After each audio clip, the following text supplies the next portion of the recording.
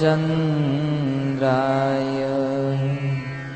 श्रीराधिकाय तदालये कृष्णाय कृष्णभक्ताय तद्भक्ताय नमो नमः।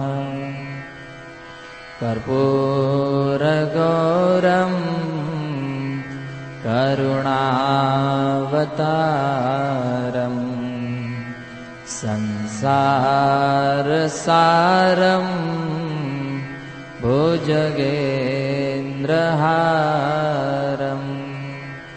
सदा वसन्तं हृदयारविन्दे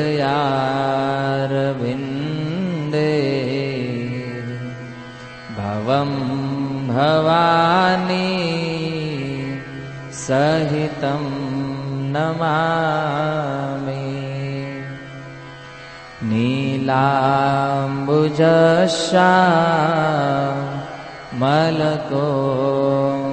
नीलाम्बुजश्यामलकोमलाङ्गो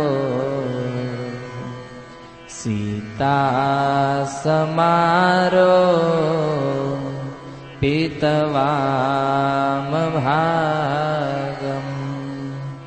पाणो महासायकचारुचापम्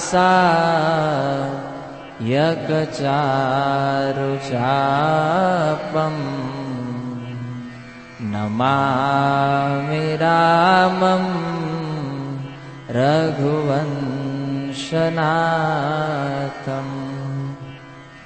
यस्या कदापि वसना चलखेलनोत्थ धन्यातिधन्यपवने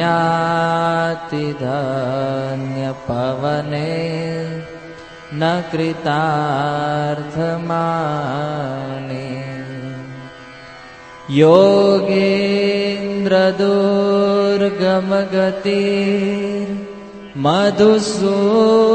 योगेन्द्रदुर्गमगतिर्मधुसूदनोऽपि तस्या नमोऽस्तु वृषभानुभुवो दिशेऽपि करारविन्दे न पदारविन्दम्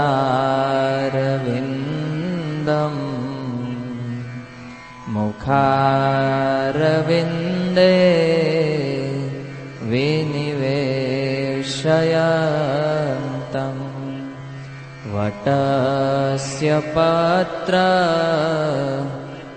पुटे शयानम् बालं मुकुन्द मनसा स्मरामि बालं मुकुन्द मनसा स्मरामि। સ્વાગત છે બધા ભક્તોનું. ભગવાન શ્રી કૃષ્ણના ભગવાન રઘુનાથજીના પરમ ભક્ત શ્રીપાદ રામાનુજાચાર્યની કથાને પ્રતિ સત્ર વાઇઝ આપણે જોતા હતા. ગત કથાની અંદર આપણે શ્રવણ કર્યું કે ભગવાન શ્રી કૃષ્ણ પોતાના ભક્તોની કેવી રીતે રક્ષા કરે છે. રામાનુજાચાર્યને પોતાના જ મંદિરના પૂજારીઓ દ્વારા વિષ આપવામાં આવ્યું અને ભગવાનની કૃપાથી એ જે વિષ હતું એ વિષ અમૃત બની ગયું. રામાનુજાચાર્યએ ચરણામૃતમાં એ વિષને ધારણ કર્યું. કહેવાનું તાત્પર્ય એ છે ભક્તો કે ભગવાન શ્રી કૃષ્ણના ચરણને સ્પર્શ થઈને આવતું જળ એ એટલું બધું પરમ પવિત્ર જળ છે કે એ જળની અંદર કદાચ કોઈ વિષ મિલાવી દે છતાં એ જળ પવિત્ર થઈ જાય. રામાનુજાચાર્યના પ્રસંગમાં કંઈક એવું જ થયું. મંદિરના હેડ પૂજારીએ ચરણામૃતમાં વિષ મેળવી દીધું. અને કેવું વિષ? તો કે એ વિષને એક વ્યક્તિ કોઈ વાર પીવે, બીજો વ્યક્તિ 10 વ્યક્તિને મારવા માટે કાફી હતું. એ ઝેર રામાનુજાચાર્ય જાણતા હતા આ ચરણામૃતમાં વિષ છે, પણ એ જ સમયે રામાનુજાચાર્યના મનમાં એક વિચાર આવ્યો કે આ સંસારની અંદર વિષનો પ્રભાવ મોટો છે કે ભગવાનના ચરણથી નીકળેલા અમૃતનો પ્રભાવ મોટો છે. રામાનુજે મનમાં વિચાર કર્યો કે આ સંસારનું વિષ મને શું મારી શકે, કારણ કે સાક્ષાત ભગવાનના ચરણથી નીકળેલા જળમાં મળી ગયું છે. અને ભગવાનના ચરણથી નીકળેલા જળનો શું પ્રભાવ છે આપણે બધા બહુ સારી રીતે જાણીએ છીએ. હરિદ્વારની અંદર ગંગામાં સ્નાન કરવા માટે જઈએ તો એ ગંગાનું જે જળ છે એ ગંગાનું જળ ભગવાનના ચરણમાંથી નીકળે છે. ગંગા ભગવાનના ચરણમાંથી નીકળી બ્રહ્મલોકમાં, બ્રહ્મલોકમાંથી સ્વર્ગલોકમાં અને સ્વર્ગલોકમાંથી આ પૃથ્વી ઉપર થઈ અને પાતાળ લોક સુધી વહે છે. અને એ વચ્ચે આ 14 લોકને એ ભગવાનનું ચરણોદક, ભગવાનના ચરણેથી નીકળેલું જળ પવિત્ર કરે છે બધાને. હવે વિચાર કરો ભક્તો કે ભગવાનના ચરણમાંથી નીકળવા વાળું જળ આ 14 ભુવનને જો પવિત્ર કરતું હોય તો સાક્ષાત ભગવાનના ચરણેથી નીકળેલું જે અમૃત છે, જેને ચરણામૃત કહેવામાં આવે, એ શું કોઈનું જીવન ન બચાવી શકે? રામાનુજાચાર્ય પી ગયા જાણવા છતાં, કારણ કે ભગવાન ઉપર વિશ્વાસ હતો એટલા માટે. ભગવાનનું ચરણામૃત લઈને ઘરે આવે. પૂજારીને તો એમ થયું કે આ સવારમાં મરી જશે, પણ સવારમાં જઈને જોયું તો રામાનુજાચાર્ય હજારો શિષ્યોને બેસાડી અને આવી રીતે પ્રવચન કરી રહ્યા હતા. બહુ સુંદર કહેવત છે, આચાર્યો લખે છે કે રાખે કૃષ્ણ મારે કે. આ સંસારની અંદર જો કોઈને ભગવાન બચાવવા ચાહે છે, ભગવાન એક વખત નક્કી કરી લે કે આ વ્યક્તિનું મૃત્યુ ન થવું જોઈએ, કોઈની તાકાત નથી સંસારમાં કે એને કોઈ મારી શકે. રાખે કૃષ્ણ મારે કે, અને મારે કૃષ્ણ રાખે કે. અને માની લો કે ભગવાન જેને મારવા ઈચ્છે છે એ વ્યક્તિ આ સંસારની અંદર ગમે ના છુપાઈ જાય, ગમે એના શરણમાં વયો જાય, પણ કૃષ્ણ જેને મારવા ચાહે છે એને સંસારમાં કોઈ બચાવી નથી શકતું. અનેક એવા ભક્તો ઇતિહાસમાં થયા, ભક્તો જેને મારવા માટે લોકોએ બહુ પ્રયાસ કર્યો. અમુકે વિષ આપી દીધું, બચી ગયા એમાંથી. ભાગવતના 7મ સ્કંદમાં હિરણ્યકશિપુ, જો અત્યાર સુધી જે ભક્તોની કથાઓ આપણે જોઈ એમાં જોયું કે એક ભક્તને મારવા માટે એના વિરોધીઓ પ્રયાસ કરે, એનું વિરુદ્ધ જે લોકો હોય એ ભક્તને મારવાની પ્રયત્ન કરે. પણ આ ભાગવતનો પ્રસંગ, એક પિતા પોતાના પુત્રને મારવાનો પ્રયત્ન કરી રહ્યા છે. હિરણ્યકશિપુ પ્રહલાદને મારવાનો પ્રયાસ કરે. હિરણ્યકશિપુને ખબર પડી આ વિષ્ણુનો ભક્ત થયો છે, અમારા શત્રુની ભક્તિ કરે છે. સૈનિકોને આદેશ આપ્યો આને વિષ આપી દો, આના ભોજનમાં વિષ મેળવી દો અને એને મારી નાખો. પ્રહલાદ મહારાજ વિષ વાળું ભોજન ખાઈ ગયા, છતાં એને કાંઈ ન થયું. હિરણ્યકશિપુએ કીધું એને પર્વત ઉપરથી નીચે ફેંકી દો. એક ફૂલની જેમ પ્રહલાદ મહારાજ નીચે આવી ગયા. હિરણ્યકશિપુ આને સમુદ્રમાં નાખી દો. સમુદ્રની અંદર ભગવાન એની રક્ષા કરે. હાથીના પગ તળે દબાવી દો, એમાં ભગવાન એની રક્ષા કરે. હોલિકાના ખોળામાં બેસાડીને મારવાનો પ્રયાસ, ત્યાંય ભગવાન રક્ષા કરે. કારણ કે કૃષ્ણ જેને બચાવવા ચાહે છે એને આ સંસારમાં કોઈ નથી મારી શકતું.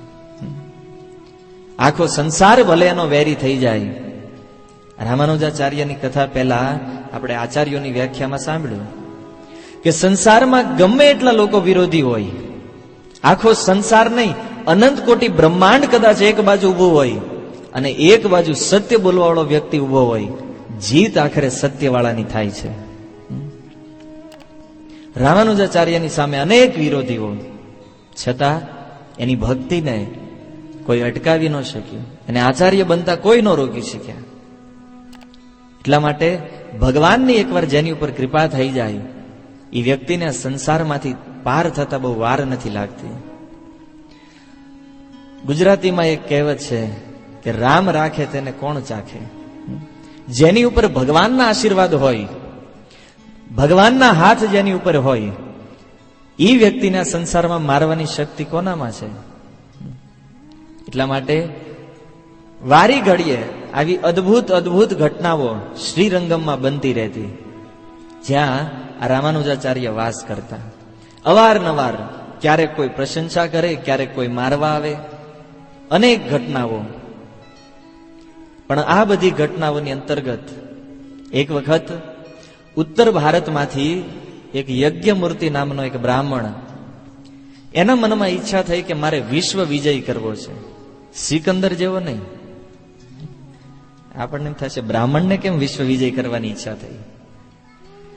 વિશ્વ વિજય મતલબ જેટલા જેટલા વિદ્વાન પંડિતો છે ભારતની અંદર, એ બધા વિદ્વાનોને, આ વિશ્વના જેટલા મોટા શાસ્ત્રના જ્ઞાતાઓ છે, એ બધા લોકોને મારા વશમાં કરી લઉં અને પછી આ પૃથ્વીનો દિગ્વિજય પંડિત બની જાઉં. યજ્ઞમૂર્તિએ ઉત્તર ભારતની અંદર બધા પંડિતોને પોતાના આશ્રિત કરી લીધા અને ફરતા ફરતા એ દક્ષિણ ભારતમાં આવ્યા.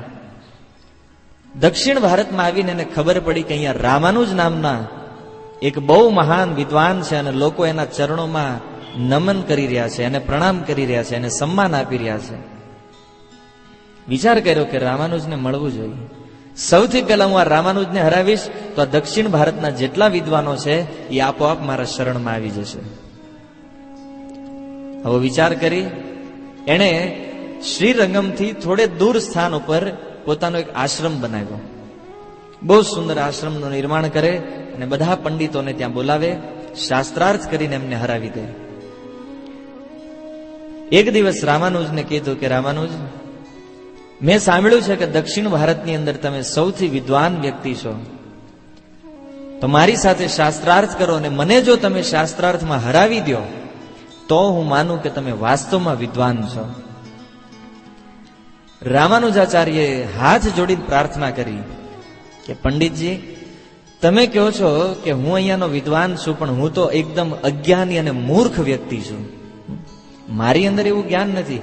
તમે જો એમ માનતા હોય કે હું તમારાથી હારી જાઉં તો લાવો, હું તમને સાઇન કરી દઉં, હું તમારાથી હારી ગયો છું. એક વૈષ્ણવનો આ સ્વભાવ છે.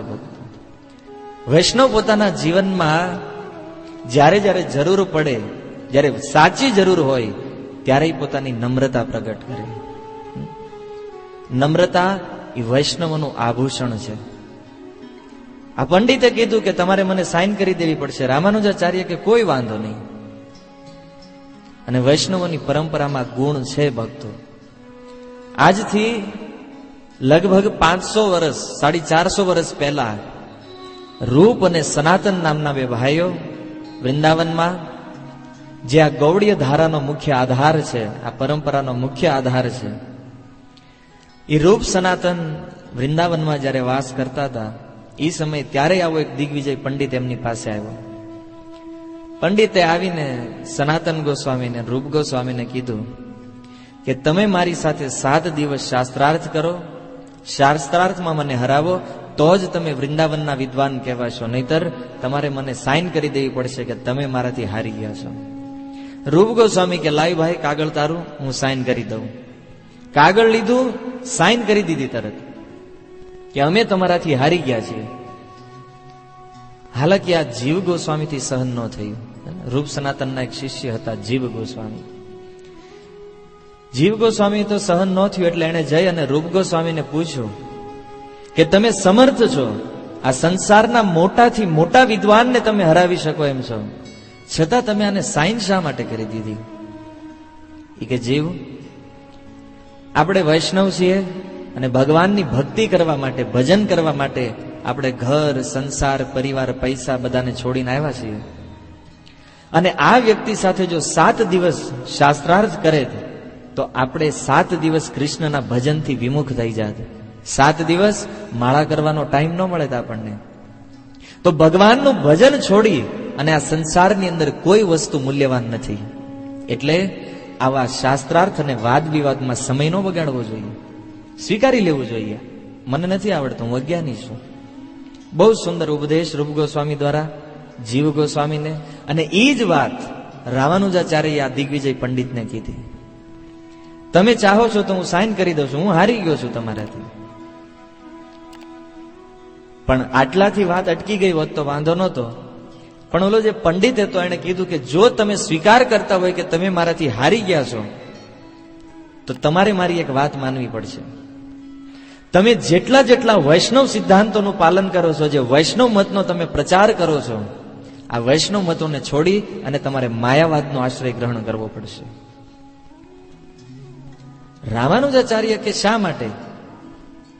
એ કે તમે માનો છો ભગવાન શ્રી કૃષ્ણનું સુંદર રૂપ છે, ભગવાન અહીંયા અવતાર, આ બધી વાત ખોટી છે. ભગવાનનું કોઈ રૂપ નથી. ભગવાન એક દિવ્ય શક્તિ છે અને શક્તિનું ક્યારેય રૂપ ન હોય. રામાનુજાચાર્ય અનેક પ્રમાણ આપ્યા કે એ કેવી રીતે સંભવ છે. અનેક શાસ્ત્રોમાં, અનેક પુરાણોમાં લખ્યું છે ભગવાનનું રૂપ છે અને ભગવાન અહીંયા પ્રગટ છે. કારણ કે રામાનુજાચાર્ય તો ભગવાનને જોયા છે. હે ને? મૂર્તિમાંથી જ્યારે એ ચાહે ત્યારે ભગવાન બહાર આવીને એની સાથે વાત કરતા. ભગવાનનું રૂપ સાક્ષાત રામાનુજાચાર્યએ જોયું છે. હવે સાક્ષાત ભગવાનને જોવા વાળો વ્યક્તિ કઈ રીતે માની લે કે ભગવાનનું રૂપ નથી? આપણે ક્યારેક કોઈ જગ્યાએ ફરવા ગયા હોય અને એમાં અચાનક આપણને ભારતના રાષ્ટ્રપતિના દર્શન થઈ જાય અને પછી તમને કોઈક આવીને પૂછે કે રાષ્ટ્રપતિને તમે જોયા છે? તમે કહેશો હા, મેં મારી નજરે જોયા છે. પણ એ વ્યક્તિ કહેશે નહીં, મેં નથી જોયા. એનું કોઈ રૂપ ન હોય. હા, રાષ્ટ્રપતિની પોસ્ટ છે પણ એનું રૂપ ન હોય. તો વાત સંભવ નથી. એમ રામાનુજાચાર્યએ સાક્ષાત અનુભવ કર્યો છે ભગવાન છે. અને રામાનુજાચાર્યએ સામે એક દલીલ કરી કે તમારો જે માયાવાદી સિદ્ધાંત છે, જે મનથી જે વસ્તુ પ્રગટ થાય એનો તમે સ્વીકાર કરો છો, એટલા માટે તમારાથી ઉત્પન્ન થયેલું જે જ્ઞાન છે એ બધું જૂઠું છે, ખોટું જ્ઞાન છે તમારું. કારણ કે મન માયાને વશ છે અને માયાથી જે કાંઈ પ્રગટ થાય એ વસ્તુ ક્યારેય સત્ય ન હોઈ શકે. એટલા માટે આ માયાવાદી સિદ્ધાંતો ખોટા. અને આમાંથી આ વાદ વિવાદ ચાલુ થઈ ગયો. શાસ્ત્રાર્થ ચાલુ થયો. 1 દિવસ, 2 દિવસ, 3 દિવસ, લગાતાર 17 દિવસ સુધી રામાનુજાચાર્ય જેટલા જેટલા પ્રમાણ આપે શાસ્ત્રમાંથી, આ પંડિત જે છે એ સામે એ પ્રમાણોનું ખંડન કરે. 17 દિવસ વીતી ગયા. એ 17મા દિવસની સાંજે બધા વિદ્વાનોને લાગ્યું કે રામાનુજાચાર્ય હવે હારી જશે. રામાનુજાચાર્ય ઉદાસ થઈ ગયા. કારણ કે હવે જો થોડા વધારે તર્ક થયા હોત તો રામાનુજ હારી જવાના હતા. ઈ રાત્રે શાસ્ત્રાર્થને પૂરો કરી રામાનુજાચાર્ય પોતાના આશ્રમમાં પાછા ફરે અને આશ્રમમાં આવી અને એ આશ્રમની અંદર ભગવાન વિષ્ણુનો એક બહુ સુંદર વિગ્રહ, જેનું નામ હતું દેવરાજ. આ ભગવાન દેવરાજના ચરણમાં જઈને પ્રાર્થના કરી કે પ્રભુ, આટલી સુંદર સૃષ્ટિ તમે બનાવી છે, આ પ્રત્યેક જીવોને શરીર તમે પ્રદાન કરો છો, પ્રત્યેક જીવોને રહેવા માટે, ખાવા પીવા માટેની વ્યવસ્થા તમે કરો છો, તમારી અંદર અનેક અનેક પ્રકારના ગુણ છે, અનેક પ્રકારની લીલાઓ તમે કરો છો, અને તમે જ શાસ્ત્રની અંદર કીધું છે કે તમારે રૂપ છે, અને એટલે તમે અત્યાર સુધી અમારી સામે પ્રગટ થઈને આવ્યા છો, તો પછી આ શાસ્ત્રાર્થ હું કેમ હારી રહ્યો છું? ભગવાનના ચરણોમાં પ્રાર્થના કરતા કરતા રામાનુજાચાર્ય રડવા માંડ્યા. અને રડતા રડતા એ રાત્રે સૂઈ ગયા. રાત્રે સ્વપ્નમાં ભગવાન દેવરાજ પ્રગટ થયા એમની સામે. અને ભગવાને કીધું, રામાનુજ ચિંતા નહીં કરતો. આ સંસારની અંદર જે વ્યક્તિ મારા ભક્તિ માર્ગના આશ્રયમાં રહે છે એ જ વ્યક્તિ મને પૂર્ણ રીતે સમજી શકે છે અને એ જ વ્યક્તિ મારી પાસે આવશે. તું જે માર્ગ, જે વૈષ્ણવ ભક્તિનો તું પ્રચાર કરી રહ્યો છો એનો પ્રચાર તારે કરવો જોઈએ. અને હું તને આશીર્વાદ આપું છું કે આ સંસારની અંદરથી આ વૈષ્ણવ સંપ્રદાયનો પ્રચાર તારા હાથેથી થશે. આ વૈષ્ણવ સંપ્રદાયનો પ્રચારનું માધ્યમ તું બનીશ. અને કાલે સવારે જાજે, એ પંડિત તારાથી હારી જશે. ભગવાનના આશીર્વાદ. બીજા દિવસનું સવાર રામાનુજાચાર્ય તૈયાર થઈ આ પંડિતને મળવા માટે એના આશ્રમ ઉપર જાય. આશ્રમમાં જેવો પ્રવેશ કરે તો એ પંડિતે પોતાના ઘરની બારીમાંથી જોયું કે રામાનુજ જ્યારે કાલે રાત્રે ગયા ત્યારે તો એના મોઢા ઉપર એટલી ઉદાસી હતી કે મને મનમાં નિશ્ચય હતો કે આવતીકાલે રામાનુજ હારી જવાના છે, હવે રામાનુજ નહીં જીતે મારાથી. એટલો બધો પ્રબળ નિશ્ચય. અને આજ સવારે હું કંઈક ઉલટું જોઈ રહ્યો છું. અત્યારે રામાનુજના મુખ ઉપર એવું દિવ્ય તેજ છે, એવો પ્રકાશ છે એના મુખ ઉપર, એટલો ઉત્સાહ છે એના શરીરની અંદર કે આજે જો હું રામાનુજની સાથે શાસ્ત્રાર્થ કરીશ તો આજે હું નિશ્ચિત રૂપે હારી જઈશ. રામાનુજને જોઈને વિચાર આવી ગયો કારણ કે સાક્ષાત ભગવાન દેવરાજનો પ્રભાવ હતો એની અંદર. રામાનુજ અંદર પ્રવેશ કરે અને આ બાજુ ભગવાનની કૃપાથી આ પંડિતના મનમાં પરિવર્તન, વિચાર કરવા માંડ્યો કે હકીકતમાં હું જ અહંકારી છું, મારી અંદર જ એટલું બધું અભિમાન છે જેના કારણે હું આ બધા પંડિતોને હરાવવા માટે નીકળ્યો છું. રામાનુજ આટલા મહાન ભક્ત હોવા છતાં મારી સામે ક્યારેય દલીલ નથી કરતા. એ વ્યક્તિ પોતાને મારાથી મૂર્ખ સમજે છે. આવો વિચાર કરી અને તરત જ પોતાના ઘરેથી દોડી અને રામાનુજ જે રસ્તામાં આવતા હતા એ રસ્તામાં જઈ અને રામાનુજાચાર્યના પગમાં પડી અને દંડવત પ્રણામ કર્યા રામાનુજાચાર્યને. રામાનુજાચાર્યએ તરત એને પકડીને ઉભા કરી દીધા કે તમે તો મહાન પંડિત છો, જ્ઞાનમાં મારી કરતા આગળ છો, આટલી બધી વિદ્વત્તા છે તમારી અંદર, અને સૌથી મોટી વાત તમે ઉંમરમાં મારાથી બહુ મોટા છો. આવી રીતે તમે મને જે પ્રણામ કરો છો એ તમારા પ્રણામ કરવા યોગ્ય નથી. રામાનુજાચાર્ય બહુ સમજાવે પણ પંડિતનું તો હૃદય પરિવર્તન થઈ ગયું હતું. એણે કીધું કે હે રામાનુજ, હું ભલે ગમે એટલો વિદ્વાન હોય, મારી પાસે શાસ્ત્રનું ગમે એટલું જ્ઞાન હોય, પણ ભગવાનની જે ભક્તિ છે એ ભક્તિ તમારા હૃદયમાં છે. એટલા માટે હું તમારા શરણમાં આવ્યો છું. મારે કોઈ શાસ્ત્રાર્થ નથી કરવો. તમે આ શાસ્ત્રાર્થ જીતી ગયા છો અને મને હૃદયમાં એ પ્રેરણા થઈ છે કે હું જ અહંકારી હતો, મારામાં જ અભિમાન હતું, અને એ અભિમાનને છોડવા માટે આજે હું તમારા શરણમાં આવ્યો છું.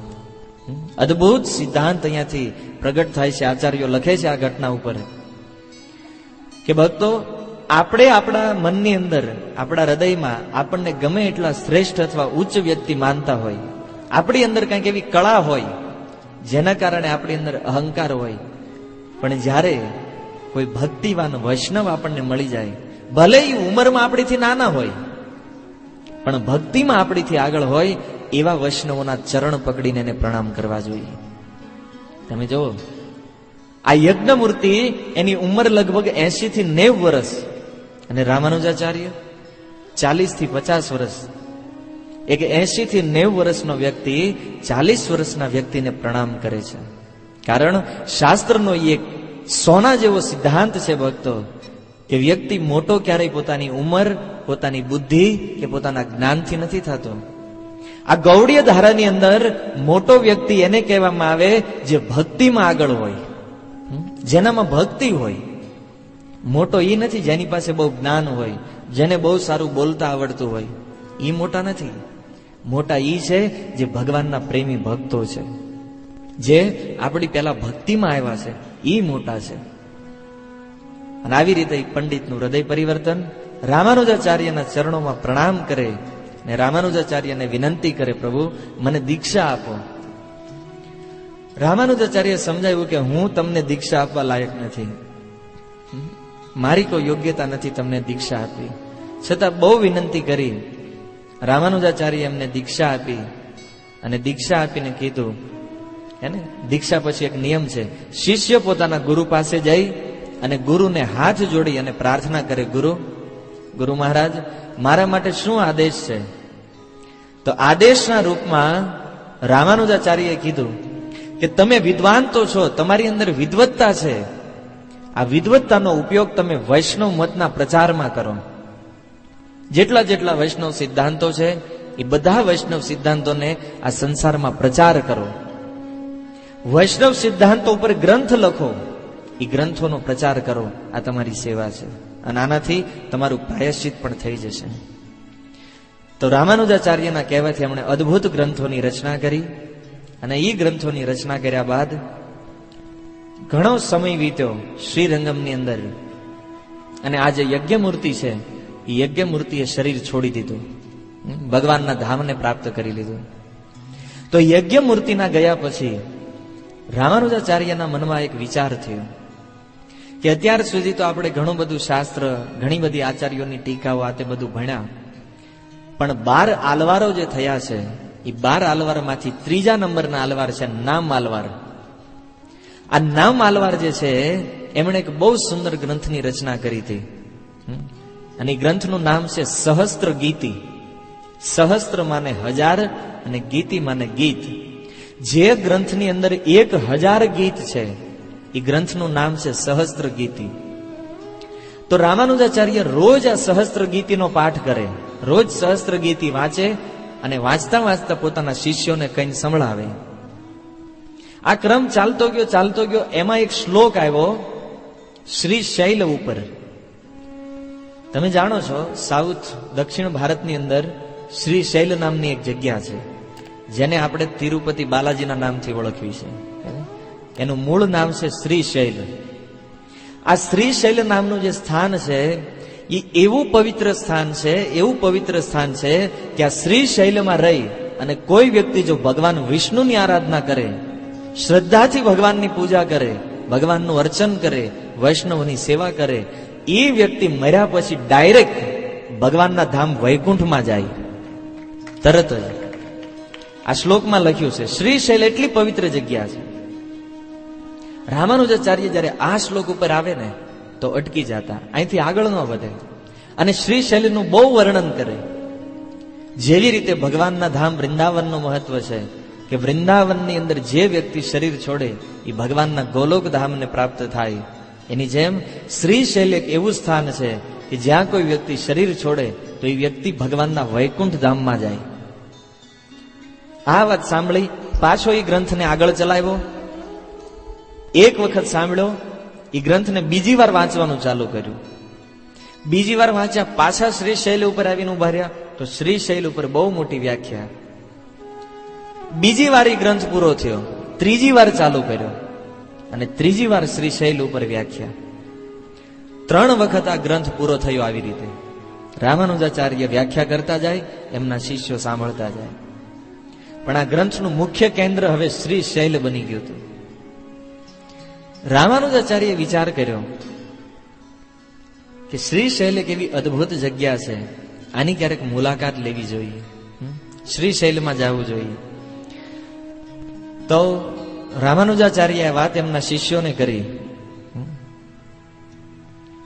કે શ્રી શૈલ આટલી પવિત્ર જગ્યા છે, પણ તકલીફ એક એ છે કે શ્રી શૈલની અંદર જે ભગવાન વેંકટેશ બાલાજી છે, એની કોઈ સેવા, એને કોઈ ફૂલ અર્પણ કરે એવું કોઈ વ્યક્તિ હવે રહ્યું નથી. અને પાછી આવી રીતે એક પ્રવચનમાં બધા શિષ્યોની એક મીટિંગ બોલાવી. બધા શિષ્યોને કીધું કે જો શ્રી શૈલ આટલું પવિત્ર સ્થાન છે, પણ ભગવાન બાલાજીની ફૂલ સેવામાં કોઈ નથી, તો ફૂલ સેવામાં કોણ તૈયાર છે જવા માટે? અને સેવા કેવી રીતે કરવાની છે કે શ્રીરંગમથી શ્રી શૈલ જઈ ત્યાં સૌથી પહેલા તો જમીન લેવાની છે. જમીન લઈ એમાં જાતે ખેતી કરી ભગવાન શ્રી બાલાજી માટે ફૂલો ઉગાડવાના છે. એક બગીચો તૈયાર કરવાનો છે, જેમાં 12 માસ ભગવાનની સેવા માટે ફૂલ આવે એવા છોડ લગાવવાના છે. અને આખો બગીચો તૈયાર થઈ જાય, જીવનભરી બગીચાની સંભાળ રાખવાની છે અને ભગવાન બાલાજીની સેવા કરવાની છે. એક વખત શ્રીરંગમ છોડીને ગયા પછી બીજી વખત તમને શ્રીરંગમમાં પાછું આવવા નહીં મળે. બધા શિષ્યો એકબીજાની સામે જોવે. પણ એ સભામાં એક શિષ્ય એવા હતા જે પ્રવચનમાં છેલ્લે બેઠા હોય, હાવ છેલ્લે બેહે. આપણે ઘણીવાર ભક્તો છેલ્લે બેઠા હોય એટલે આપણે ઓળખતા ન હોય, પણ હકીકત છે ક્યારેક મહાન વૈષ્ણવ છેલ્લે બેઠા હોય. એવું નથી પાછળ બેઠવા વાળાને મજા ન આવતી હોય એટલે. તો અનંતાચાર્ય નામના એમના એક શિષ્ય કોઈ દિવસ કોઈની સાથે કાંઈ બોલે નહીં, કોઈ વાત નહીં, કોઈ વાતચીત નહીં. એ છેલ્લે બેઠા બેઠા ખૂણામાંથી જવાબ આપ્યો, ગુરુ મહારાજ હું તૈયાર છું જવા માટે. રામાનુજાચાર્ય બહુ પ્રસન્ન થયા એમની ઉપર અને કીધું કે વાસ્તવમાં આજે તું મારો ખરો શિષ્ય બન્યો છે, કારણ કે ભગવાન બાલાજીની સેવા લઈ અને તે મારા હૃદયને એટલો આનંદ પ્રદાન કર્યો છે કે એક યોગ્ય શિષ્ય હોવાનું કર્તવ્ય આજે તમે પૂરું કરી દીધું છે. બહુ સુંદર સિદ્ધાંત. જ્યારે જ્યારે કોઈ વ્યક્તિ ગુરુના શરણમાં જઈને દીક્ષા પ્રાપ્ત કરે તો દીક્ષા લઈ અને શિષ્યનું એક જ કર્તવ્ય છે કે ગુરુને પ્રસન્ન કરવા. જીવનમાં ભગવાનની કોઈક એવી સેવા કરો જેના કારણે એક વખત ગુરુ પ્રસન્ન થઈ જાય. અને ગુરુ જ્યારે પ્રસન્ન થાય ત્યારે શિષ્ય આપોઆપ આ સંસારમાંથી મુક્ત થઈ જાય. તમે ભાગવતના 7મ સ્કંદના 1મ અધ્યાયમાં જોવો, રાજસૂય સભાની અંદર જ્યાં ભગવાન શ્રી કૃષ્ણ બેઠા છે, સુખદેવ ગોસ્વામી બેઠા છે, વેદવ્યાસ મહારાજ બેઠા છે, પરશુરામજી બેઠા છે, અને નારદ મુનિ જેવા મોટા મોટા સાધુઓ ને સ્વયં ભગવાન જે રાજસૂય સભામાં બેઠા છે, ત્યાં બધાએ નક્કી કર્યું કે અહીંયા પ્રવચન થવું જોઈએ, પણ માઇક કોને આપવું? એકથી એક વક્તાઓ, અને સાક્ષાત ભગવાનની સામે પ્રવચન કરવાનું છે. એ વખતે બધાએ મળી નક્કી કર્યું કે નારદ મુનિને માઇક આપો. નારદજીને તૈયાર કર્યા પ્રવચન કરવા માટે. નારદ મુનિ વ્યાસપીઠ ઉપર બેઠા ને નારદ મુનિએ સૌથી પહેલા પ્રહલાદ મહારાજની કથા કરી કે પ્રહલાદ મહારાજ કેટલા ઉત્તમ કોટીના ભક્ત હતા. એક વિચાર કરો, આ પ્રહલાદ જે છે એ નારદ મુનિના શિષ્ય છે. એક ગુરુ પોતાના શિષ્યની કથા કહી રહ્યા છે. કોની સામે? સાક્ષાત પૂર્ણ પુરુષોત્તમ ભગવાનની સામે. ભાગવતના વક્તા સુખદેવ ગોસ્વામીની સામે, ભગવાનના શક્ત્યાવેશ અવતાર પરશુરામજીની સામે. આને કહેવાય શિષ્યનું કર્તવ્ય. વાસ્તવમાં જો ગુરુના એક પ્રીતિપાત્ર શિષ્ય બનવું હોય તો એ જ છે કે ગુરુ પોતાના શિષ્યના વખાણ એના મોઢેથી કરે.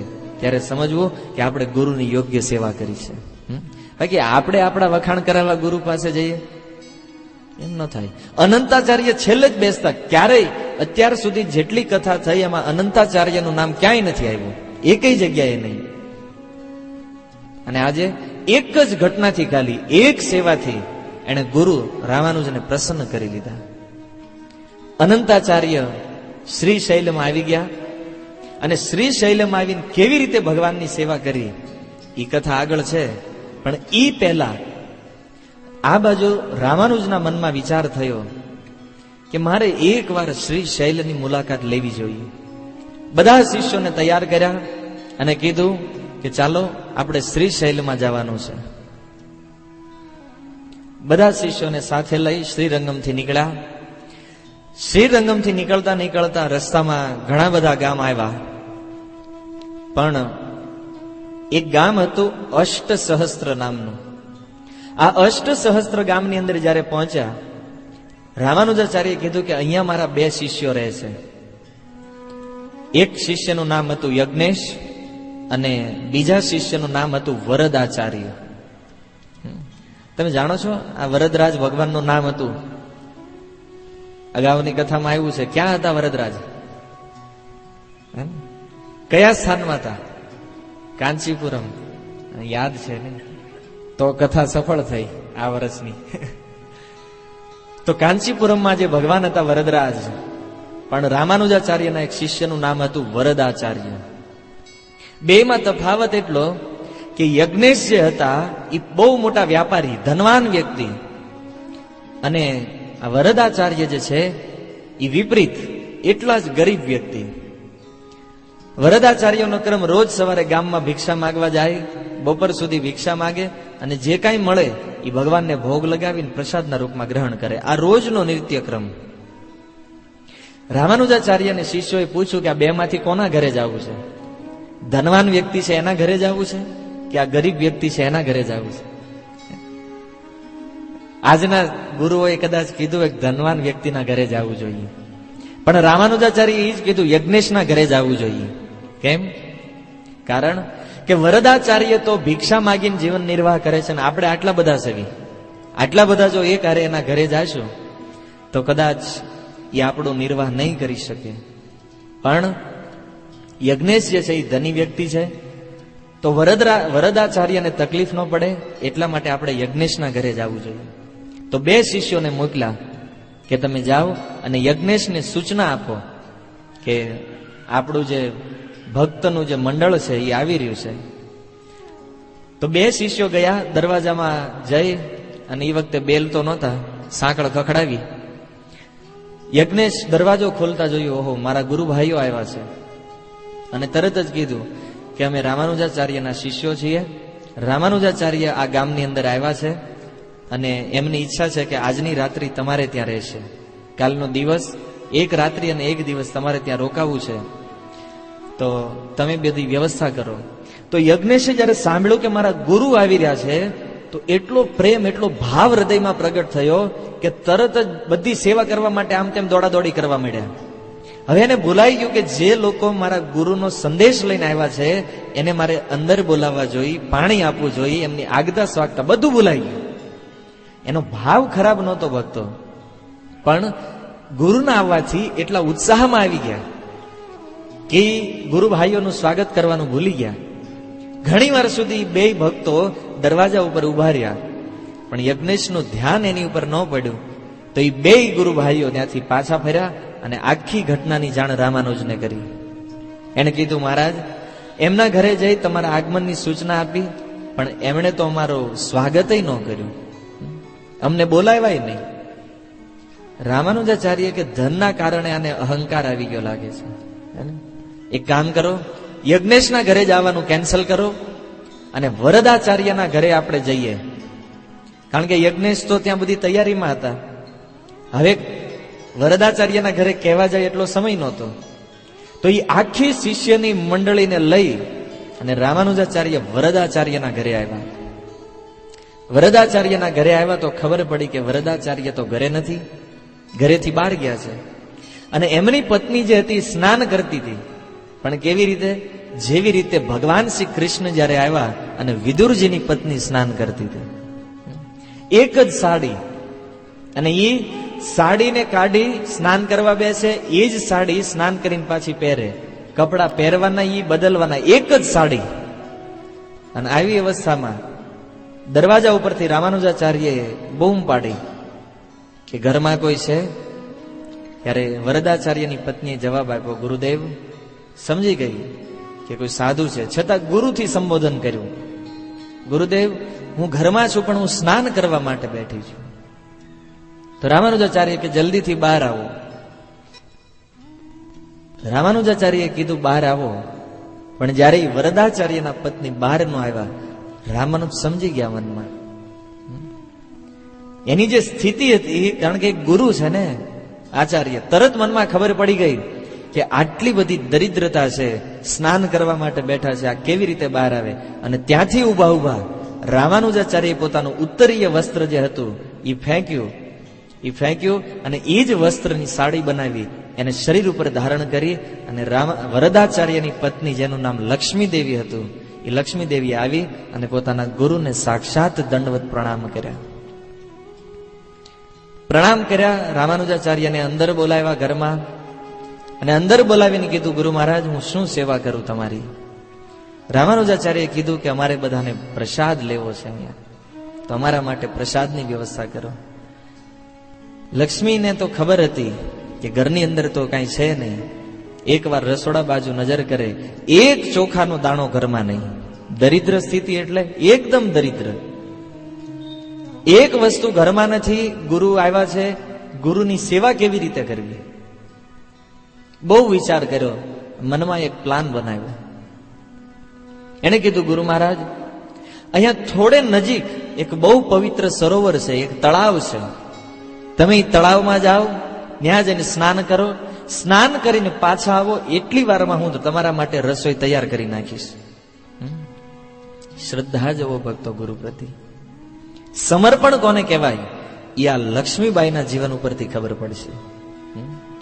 આ લક્ષ્મી દેવીએ જે સમર્પણ કર્યું છે, આજનો શિષ્ય કદાચ કોઈ પોતાના ગુરુ માટે ન કરી શકે. આજનો શિષ્ય નહીં, ભવિષ્યમાં આવવા વાળી હજારો પેઢીમાં કોઈ શિષ્ય એવા નહીં થાય જ્યાં લક્ષ્મી દેવીએ જે સમર્પણ કર્યું એવું સમર્પણ પહેલા કોઈએ કર્યું હોય કે પછી કોઈ પોતાના ગુરુને કર્યું હશે, કે ના તો ભવિષ્યમાં કોઈ કરશે. લક્ષ્મીબાઈએ રામાનુજાચાર્યને બધા શિષ્યોને નદીમાં સ્નાન કરવા માટે મોકલી દીધા.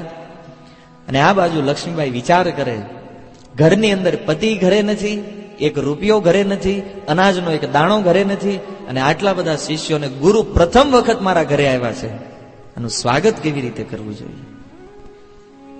બહુ વિચાર કર્યો. તારે એને યાદ આવ્યું કે આ ગામની અંદર એક એવો વણિક રહેતો હતો.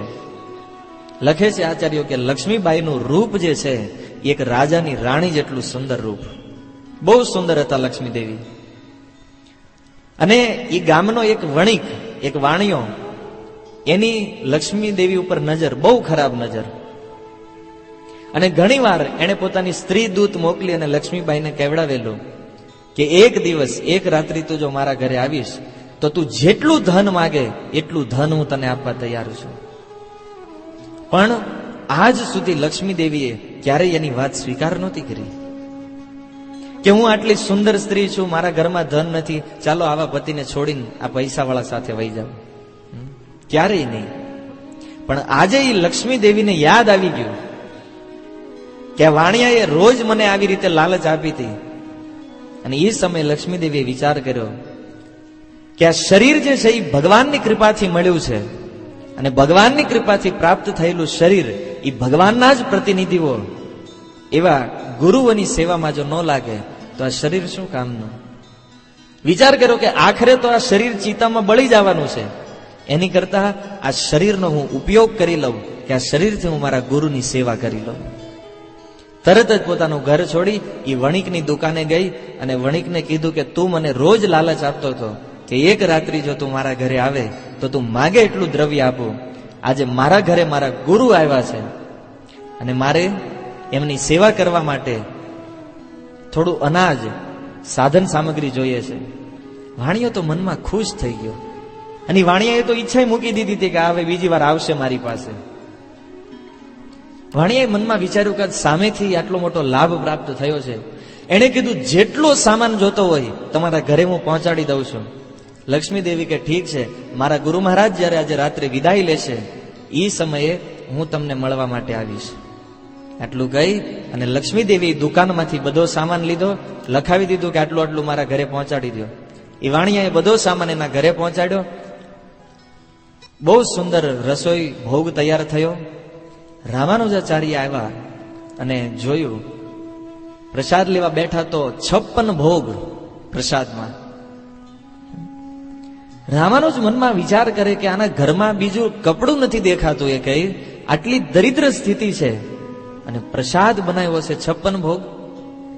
મનમાં વિચાર કરતા કરતા રામાનુજ પ્રસાદ લે અને પ્રસાદ લીધા પછી થોડું એ થાળીમાં પોતાનું ઉચ્છિષ્ટ રહેવા દીધું. રામાનુજ સ્થાનને છોડી પોતાના આશ્રમ, જ્યાં ગામની બહાર એને વાસ કર્યો તો એને આવી ગયા. અને આ બાજુ જયારે એ લક્ષ્મી દેવીના પતિ ઘરે આવ્યા અને ઘરે આવીને જોયું કે આટલું બધું સારું ભોજન, આટલી બધી થાળીઓ. લક્ષ્મી દેવીએ કીધું કે આપણા ગુરુ રામાનુજાચાર્ય આવ્યા છે અને એના માટે મેં આ વ્યવસ્થા કરી. તો એના પતિએ કીધું કે તે વ્યવસ્થા કરી દીધી ઠીક છે, પણ ઘરમાં તો કઈ હતું નહીં, આજે મને ભિક્ષામાં કઈ મળ્યું, આ બધું તું લાવી ક્યાંથી? હવે ભક્તો વિચાર કરો કે કોઈ પત્ની પોતાના પતિને એમ કહે કે મારે બીજા પરપુરુષ પાસે મારા શરીરને વેચી અને હું આ લાવીને મેં મારા ગુરુની સેવા કરી છે, કયો પતિ એવો છે આ સંસારમાં જે સહન કરી શકે? છે કોઈનામાં? લક્ષ્મી દેવી જયારે આ વાત પોતાના પતિને કરે, ધ્રુજવા મળ્યા શરીરથી. ભલે ભાવ શુદ્ધ હતો હૃદયમાં, ગુરુની સેવા, પણ પતિના હયાત હોવા છતાં કોઈ પરપુરુષની સાથે જાવું, અને એ કોના માટે? ગુરુની સેવા માટે. આ વાત કરવા કરતા લગભગ કોઈ પત્ની આત્મહત્યા કરી લે. છતાં પતિને તો વાત કરવાની જ હતી. શું કરે? ધ્રુજતા ધ્રુજતા, ડરતા ડરતા એને પોતાના પતિને કીધું આવી રીતે થયું, આવી રીતે ઘટના બની છે. બહુ વિચાર કર્યો એના પતિએ, અને વિચાર કર્યા પછી એના પતિ જે હતા વરદાચાર્ય બહુ ખુશ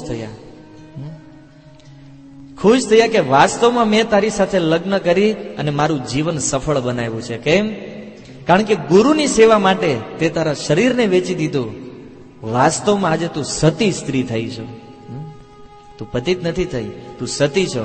અને આજે સાંજે હું તને એ વ્યક્તિ પાસે લઈ જઈશ. વરદાચાર્ય પૂર્ણ રૂપે સહમતી, પણ એને વિચાર કર્યો કે આના પહેલા આપણે આપણા ગુરુ મહારાજને મળવું જોઈએ. લક્ષ્મી દેવી અને વરદાચાર્ય રામાનુજાચાર્યની પાસે આવ્યા. રામાનુજાચાર્યની પાસે આવીને આખી ઘટના કીધી કે ગુરુ મહારાજ આવી રીતે થયું છે, શું ઉપાય છે? સત્ય ઘટના આચાર્યો લખે છે. ભક્તો, આ વાત જયારે રામાનુજાચાર્ય સાંભળી, રામાનુજાચાર્યની આંખમાં આંસુ આવી ગયા. સમર્પણ તો આ સંસારમાં બહુ કરે બધા, પણ પૂર્ણ સમર્પણ કોને કહેવાય? એ લક્ષ્મી દેવી શીખવે છે. રામાનુજાચાર્યએ કીધું તમે ચિંતા ન કરશો, તમે લક્ષ્મી દેવીને લઈને જાઓ એ વાણિયાના ઘરે, પણ મારું જે ઉચ્છિષ્ટ છે એ પ્રસાદના રૂપમાં લેતા જાજો અને એને આપી દેજો જઈ. તો લક્ષ્મી દેવી વરદાચાર્ય એમના ઘરે ગયા. લક્ષ્મી દેવીએ એ વાણિયાને કીધું કે મારા ગુરુ મહારાજે તમારા માટે પ્રસાદ મોકલાવ્યો છે. અને એને કીધું ઠીક છે, હું પ્રસાદ ગ્રહણ કરીશ. જેવો રામાનુજાચાર્યનો પ્રસાદ ગ્રહણ કર્યો, વાણિયાની બુદ્ધિ ફરી ગઈ, મન પરિવર્તન, હૃદય શુદ્ધ, બધા પાપ કર્મો નષ્ટ. એ સમયે વાણિયો લક્ષ્મી દેવીના પગમાં પડી ગયો કે સારું થયું તમે આ પ્રસાદ લાવીને મને આપી દીધો, કારણ કે જો તમે આ પ્રસાદ મને ન આપ્યો હોત ને તો હું કેવા નરકમાં જઈને પડે એ મને ખબર નથી. તમારી જેવા એક શુદ્ધ ભક્તનો અપરાધ કરવાથી મારી શું ગતિ થાત, હું કયા જન્મે છૂટે એ મને ખબર નથી, પણ તમારા ગુરુનું ઉચ્છિષ્ટ આપવાથી આજે તમે મને બચાવી લીધો છે. એટલે હવે મારી કોઈ ઈચ્છા નથી, મારી જેટલી વાસનાઓ, મારી કામનાઓ છે આ પ્રસાદના કારણે બધી નષ્ટ થઈ ચૂકી છે. મારી ઈચ્છા છે મારે તમારા ગુરુને મળવું છે. એ વાણિયાએ કીધું હું રામાનુજાચાર્યને મળવા ઈચ્છું છું. અને એ જ સમયે રામાનુજાચાર્ય પોતાના શિષ્યો સાથે સ્થાન ઉપર આવ્યા. વાણિયો રામાનુજાચાર્યના ચરણમાં પ્રણામ કરે કે ગુરુ મહારાજ, આજે આ સંસારમાં બહુ મોટા પાપમાંથી તમે મને બચાવી લીધો છે. ખબર નહીં આજે મારાથી કેવડું મોટું પાપ થઈ જાત. બહુ વિનંતી કરી, બધા વૈષ્ણવ પાસે ક્ષમા યાચના કરે. અને રામાનુજાચાર્યને કીધું કે મારી પાસે લાખો લાખો રૂપિયા છે, એ બધા તમારા ચરણોમાં અર્પણ કરું છું, અને તમે એ પૈસા વરદાચાર્યને આપી દો, કારણ બહુ દરિદ્ર સ્થિતિ છે.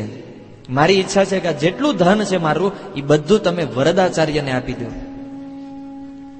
રામાનુજાચાર્યએ કીધું વરદાચાર્યની સામે જોઈને લઈ લ્યો, લેવામાં કઈ વાંધો નથી બહુ.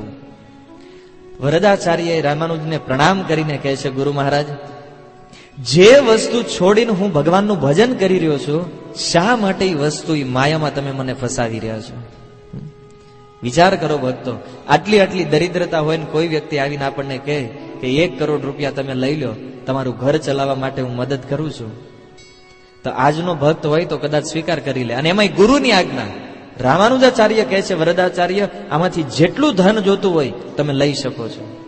છતાં હાથ જોડીને પ્રાર્થના કરે છે, પ્રભુ માયામાં શા માટે ફસાવો છો? કારણ કે આ બધા અનર્થનું મૂળ અર્થ છે. અર્થ અનર્થસ્ય મૂલનમ, ભાગવતનો સિદ્ધાંત છે. અર્થ માને પૈસા, પૈસા એ જ પાપનું મૂળ છે. અને બહુ સુંદર વાત કરે છે વરદાચાર્ય રામાનુજાચાર્યને કે આ વાણિયાની બુદ્ધિ ભ્રષ્ટ શા માટે થઈ, શા માટે એને પરસ્ત્રી સંગ કરવાની ઈચ્છા થઈ? કારણ કે એની પાસે પૈસા હતા, ધન હતું, એટલા માટે.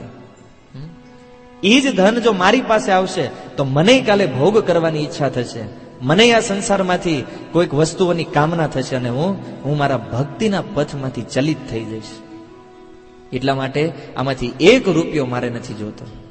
આ બધા પૈસા હું તમને અર્પણ કરું છું. રામાનુજાચાર્યને આપી દીધા. કહેવાનું તાત્પર્ય એ છે ભક્તો કે ભક્તિમાં જો આગળ વધવું હોય, ત્યાગ જો કરવો હોય તો એ ત્યાગ મનથી હોવો જોઈએ, જે ત્યાગ વરદાચાર્યની અંદર છે. બહારથી ન દેખાડ્યું ખાલી કે મારે પૈસા નથી જોતા ને પછી પકડી આવે. હૃદયથી ત્યાગ કરી દીધો. કથા તમે બધા જાણો છો, પાખંડી ગુરુઓની. શિષ્યોને કહે છે અમે પૈસા નથી લેતા, અમે પૈસાને અડતા નથી, અને શિષ્યો વયા જાય પછી સીધા પોતાના એકાઉન્ટમાં જમા કરાવે. અમુક ગુરુઓ એવા છે અડતા ન હોય, સીધો એકાઉન્ટ નંબર આપે, SBIમાં આમાં જમા કરાવી દેજો ડાયરેક્ટ. ગુરુ અને શિષ્યની પૂર્ણતા ત્યારે જ દેખાય જ્યારે આવા વૈષ્ણવના ગુણ એનામાં દેખાતા હોય. વરદાચાર્ય લક્ષ્મીદેવી પોતાના ઘરે આવે. વાણિયો તે મનમાં વિચાર કરે કે પ્રસાદનો કેટલો મોટો મહિમા છે. એમાંય તે શુદ્ધ ભક્તનો પ્રસાદ, રામાનુજ જેવા ભક્તોનો પ્રસાદ જ્યારે મળી જાય ત્યારે એ વ્યક્તિના આ બધા સંસાર બંધન તૂટી જાય. એટલા માટે શીલ પ્રભુપાદજીએ ઇસ્કોનમાં પ્રસાદ ઉપર ભાર રાખ્યો છે. પ્રસાદ જે છે એ ઇસ્કોનનો પાયો છે. પ્રભુપાદજી જયારે અમેરિકામાં પ્રચાર કરવા ગયા તો સૌથી પહેલા પ્રભુપાદજી શું કરતા, મંદિરમાં જ્યાં ગેટ એન્ટ્રી જ્યાં છે ત્યાં એક ટેબલ ઉપર ગુલાબ જાંબુની એક તપેલી ભરીને મૂકી દેતા અને બધા લોકોને, જે વ્યક્તિ મંદિરમાં આવે એને એક ગુલાબ જાંબુ આપવાનું. પ્રભુપાદજી આ ગુલાબ જાંબુને ગોળી કહે છે, બુલેટ, ભક્તિની બુલેટ છે આ. પ્રસાદ ત્યાં મૂકતા અને પ્રસાદના કારણે કેટલા લોકો શુદ્ધ ભક્ત થયા જવો. પ્રથમ વખત 1966માં જયારે પ્રભુપાદજી અમેરિકામાં ગયા, કોઈ શિષ્યો નહોતા, 10-11 માણસો પ્રભુપાદજીના પ્રવચનમાં આવતા અને એના માટે પ્રભુપાદજી જાતે પ્રસાદ બનાવતા. તમે વાંચ્યું હશે કદાચ પ્રભુપાદ લીલામૃતમાં. પ્રભુપાદજી 3 ખાનાવાળું કુકર રાખતા, એમાં આ 11 જણ માટે પ્રસાદ બનાવતા અને એ પશ્ચિમના દેશના લોકો, હવે એને શું ખબર પડે ગુરુની સેવા કેવી રીતે કરવી જોઈએ? એ તો બધા ખાઈ ખાઈને હાલતા, હાથ ધોઈને નીકળી જાય. પ્રભુપાદજી એ 11 જણના વાસણ સાફ કરતા પોતાના હાથથી અને પછી પાછા ઓલા બીજા દિવસે આવે, પ્રસાદ લાવો, તરત પ્રભુપાદજી અને પ્લેટ મૂકી દે, એમાં પીરસે પ્રભુપાદજી પોતે અને એ ખાધ્યા પછી એ પ્લેટ સાફ કરવાનું કામ એ પ્રભુપાદજી પોતે કરતા. અને એ જ એમના 11 પ્રથમ શિષ્યો થયા જેણે આ આંતરરાષ્ટ્રીય કૃષ્ણ ભાવનામૃત સંઘનો પાયો નાખ્યો. કેટલો પાવર છે! પ્રભુપાદજીએ જ્ઞાન નથી આપ્યું એને પહેલા, શુદ્ધ પ્રસાદ ખવડાવ્યો ભગવાનનો. અને શુદ્ધ પ્રસાદ કઈ રીતે થયો? કારણ કે પ્રભુપાદજી ભગવાનના એક શુદ્ધ ભક્ત હતા. એ શુદ્ધ ભક્તના હાથથી બનેલો પ્રસાદ ખાવાથી એ વિદેશના લોકોને ભગવદ્ ગીતા અને ભાગવત શું છે એ તો બહુ પછી ખબર પડી. ભક્ત તો એ પહેલા બની ગયા હતા, ગુરુની સેવા કરીને, પ્રભુપાદજીની સેવા કરીને. એટલા માટે ભગવાનનો પ્રસાદ જે છે એ કળિયુગના પાપને કાપવા માટેનો એક રામબાણ ઈલાજ છે. એટલે અમે વારંવાર કહીએ છીએ, જે પણ વસ્તુ ભલે આપણે ઘરમાં ગ્રહણ કરતા હોય પણ ભગવાનને ભોગ લગાવીને લેવું જોઈએ. કારણ કે ભગવાનની દ્રષ્ટિ પડવાથી ઘણા લોકો પૂછે, ભગવાન તો પ્રસાદ ખાતા નથી તો પછી ધરાવો શું કામ? ભગવાન પોતાની આંખથી એ પ્રસાદને ખાલી જોવે છે અને જોવા માત્રથી એ પ્રસાદમાં જે પાપ છે એ પાપ એમાંથી દૂર થાય અને એ શુદ્ધ ભોજન બને છે, એ શુદ્ધ પ્રસાદ બને છે. અને એવો પ્રસાદ કોઈ વ્યક્તિ ખાય ત્યારે એનું મન અને બુદ્ધિ જે છે એ શુદ્ધ થાય. આ કારણ છે ભગવાનને ભોગ લગાવવાનો. તમે ગમે ત્યાંથી પ્રસાદ લઈ આવ્યા હોય, કેવા લોકોના હાથથી, કેવી ચેતનાઓ, કેવા મનના વિચારથી અન્ન બન્યું હોય, તો એવું અન્ન જ્યાં સુધી શુદ્ધ ન થાય ત્યાં સુધી આપણે શુદ્ધ નથી થવાના. એટલે આપણે જો શુદ્ધ થવું હોય તો નિત્ય ભગવાનને ભોગ લગાવેલી વસ્તુ જ ગ્રહણ કરવી જોઈએ. અને જો બીજી વસ્તુ તમે ગ્રહણ કરશો તો એ બીજા વ્યક્તિની જે કામનાઓ છે, જેની ચેતનાઓ છે એ તમારામાં આવશે અને તમે તે ઓલા જેવા થઈ જાઓ. ગમે એટલો પ્રયાસ કરો. જો ઘણીવાર ભક્તો કે અમને પૂછે છે કે પ્રભુજી કથા તો બહુ સુંદર થાય પણ કથામાં રસ નથી આવતો, કથામાં રુચિ નથી આવતી. પ્રભુપાદજી કહે છે કે કથામાં રુચિ નથી આવતી કારણ શુદ્ધ પ્રસાદ નથી લેતા. શુદ્ધ પ્રસાદ નથી એટલે આપણામાં શુદ્ધતા નથી, અને શુદ્ધતા નથી એટલે કથા આપણને શુદ્ધ લાગતી નથી, કથા યાદ રહેતી નથી. બહુ મોટો મહિમા છે પ્રસાદનો ભક્તો.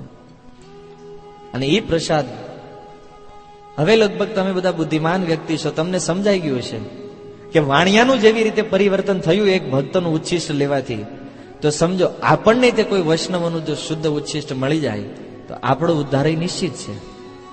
એટલા માટે હંમેશા ભક્તોના સંગમાં રહી, ભક્તોની સાથે રહી અને એકલા હોય ત્યારે ભગવાનને ભોગ લગાવીને પ્રસાદ લેવો જોઈએ. તો આવી રીતે રામાનુજાચાર્ય એ જે વાણિયો હતો એને દીક્ષા આપી અને એને નિયમ આપ્યા, પ્રતિ દિવસ ભગવાનના નામનો જપ કરો, ભગવાનના ભક્તોની સેવા કરો. અને રામાનુજાચાર્યની જેટલી કથાઓ આપણે જોઈ અત્યાર સુધીમાં, એ પ્રત્યેક કથાઓની અંદર રામાનુજાચાર્યએ સૌથી પહેલું કાર્ય જે આવા બગડી ગયેલા હતા એ બગડી ગયેલાને જે શુદ્ધ કર્યા, એ શુદ્ધ કરી અને એ લોકોને પ્રથમ સેવા આપીશું, વૈષ્ણવોની સેવા કરો. કારણ વૈષ્ણવો એટલા મહાન છે કે વૈષ્ણવોની સેવા કરવાથી તમારા પાપ અપરાધ જે કાંઈ છે એ બધું એક ક્ષણમાં નષ્ટ થઈ જાય છે. એટલા માટે પ્રભુપાદજીએ ઇસ્કોનમાં એક બહુ સુંદર પરંપરા આપી છે. પ્રત્યેક જે વૈષ્ણવો છે એને પ્રભુ કહીને બોલાવવા. ખબર છે કોઈને પ્રભુ કહીને શા માટે બોલાવવામાં આવે છે? પ્રભુ એટલા માટે કહેવામાં આવે છે કે તમે જો બીજાને પ્રભુ માનો એનો અર્થ એ છે કે તમે એના દાસ છો. વૈષ્ણવોએ દાસ બનીને રહેવાનું છે.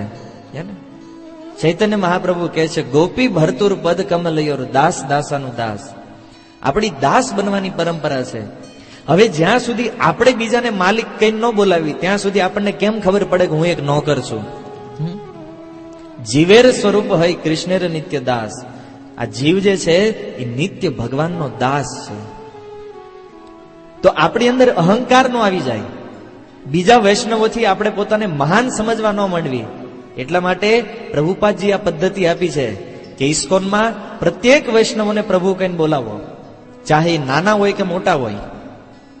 જો તમે બીજાને પ્રભુ કહેશો તો તમને ખબર પડશે કે હું એનો દાસ છું, અને તમે એ અહંકારની ભાવનાથી હંમેશા મુક્ત રહેશો.